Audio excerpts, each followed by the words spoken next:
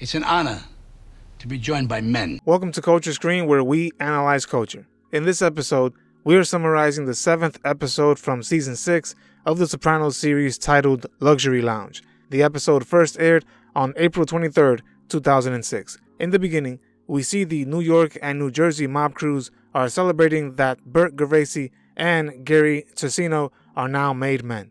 As the crews are waiting for Artie to bring out their meals, we hear Silvio complaining that Artie just hasn't been performing at his usual pace lately. The guys begin getting anxious and hungry as a result of this. Phil erupts by congratulating Bert and Gary while taking the opportunity to say that he is happy and proud to be around real men, unlike Vito. Of course, Phil is upset that some have rumored that Tony may be considering allowing Vito back into his crew. Phil, of course, is especially offended by this because Vito is married with his cousin Marie. Again, we see how Tony is placed in the crosshairs of the New York crew. Seconds later, after the outburst, Artie comes back in with the food and the guys finally get to eat. Phil, you know the one makes you emotional. As we catch up with the DeMeo crew as they hunt down Vito, we see Carlo promises to find Vito by any means necessary. While all this is going on, Tony finally gives Christopher the permission he needs to head to Los Angeles to make his film. First,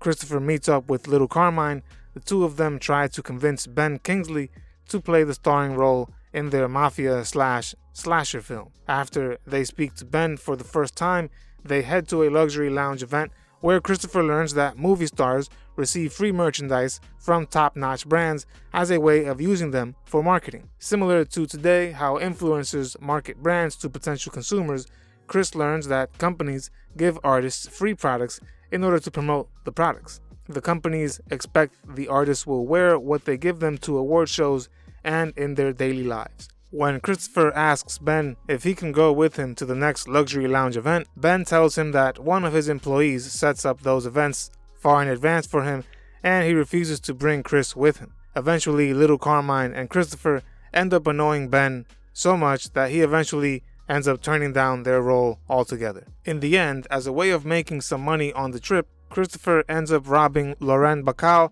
as she is walking back to her limousine with thousands of dollars of free merchandise from a luxury lounge. In another scene, we see Tony's friends from Naples send Italo and Salvatore, two hitmen who Tony has tasked with taking out Rusty Milio. Tony does not meet with the men, instead he tasks Christopher, and Christopher gets his friend Corky, a fellow junkie, to work with the two men from Italy. At first, Corky speaks to them in English, but soon reveals that he knows perfect Italian as well. Corky gives them their instructions and they proceed to carry out the hit. Later on, the two men ambush Rusty by parking their car right in Rusty's driveway as he is about to back out. One of the hitmen walks up and approaches Rusty. As Rusty and his driver lower the car window to hear what he is saying, the hitman asks for directions. When one of the hitmen asks Rusty for the directions, as Rusty looks down at the map, the other hitman walks up to the driver. Immediately after both men are distracted, they are both taken out immediately. As we catch up with Artie,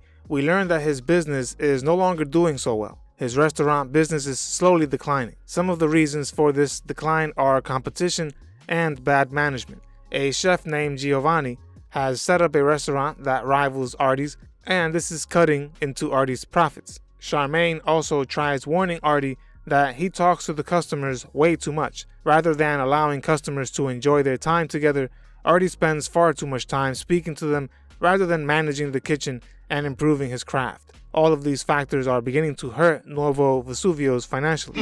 And Kerry says, how's the scallopini? Remember, I am summarizing this entire series, as well as other popular works of literature, movies, and TV shows as well. Subscribe and click the bell so you don't miss the next episode or series. Let me know what you'd like me to summarize in the comments section below. Follow us on Instagram and Twitter for additional content. Visit our merch store and support us on Patreon if you can. This helps my channel out tremendously. Benny, can I get you a martini? It's like a martini from Albania. If this weren't enough for Artie and his business, later on we learn that Benny Fazio has been teaming up with Martina, Artie's hostess, to steal from the business. Benny and Martina have been copying the credit card information of clients and selling it off to make some extra money. Artie also has a tremendous crush on Martina, but she is not interested in Artie at all, and instead favors Benny. Once Artie feels rejected, he starts treating Martina differently and ends up telling her that her immigration paperwork is not progressing as fast as he expected. After the credit card scam, one of the credit card companies shows up at Artie's restaurant. The agents explain to Artie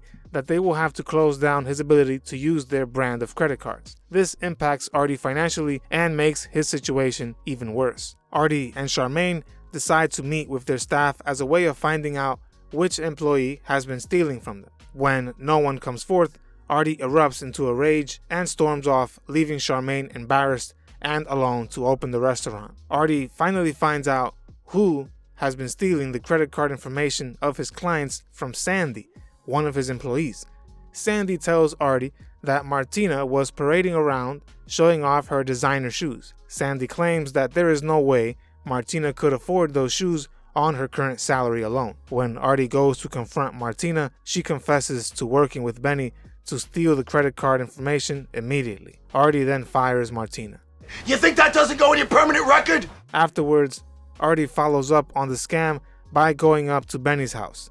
He asks Benny to come outside and proceeds to beat Benny down on his own Porsche while his pregnant wife is inside their home. When Tony finds out about what Artie did, he grows upset and tells him that he should have gone to him with this rather than assaulting Benny himself. Tony tells Artie that Benny will likely take his life as a result of the vicious beatdown. Tony tries to settle their dispute by not punishing Benny for running an unauthorized scam in his friend's business. Tony also commands Benny to schedule the anniversary dinner for his parents at Nuevo Vesuvio's as a way of helping Artie financially, especially after having lost so much business due to the scam. When Benny and Artie meet up again at the anniversary dinner, Artie jokes around with Benny and Benny takes it as disrespect. Benny then follows Artie back to the kitchen and dumps his hand into boiling sauce as a way of teaching him not to mess with him any further. After Christopher finally comes back from Los Angeles, Tony feels Christopher is not dedicated to the DeMeo crew as he should be. Tony feels that the situation between Artie and Benny could have easily been avoided had he been in New Jersey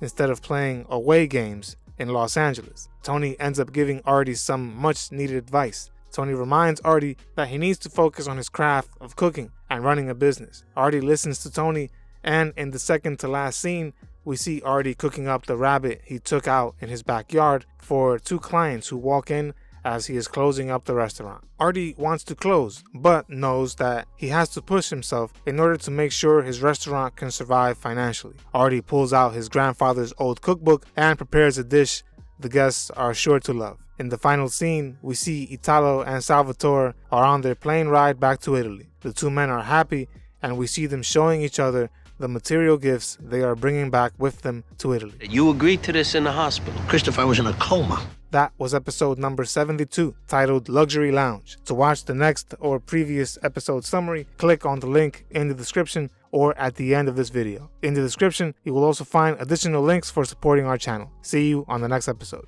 You know what? You go about in pity for yourself. We upload new videos every week, so subscribe to our channel. Don't forget to hit the like button as well. Click the notification bell to be notified of when we upload these videos. See you on the next episode of Culture Screen.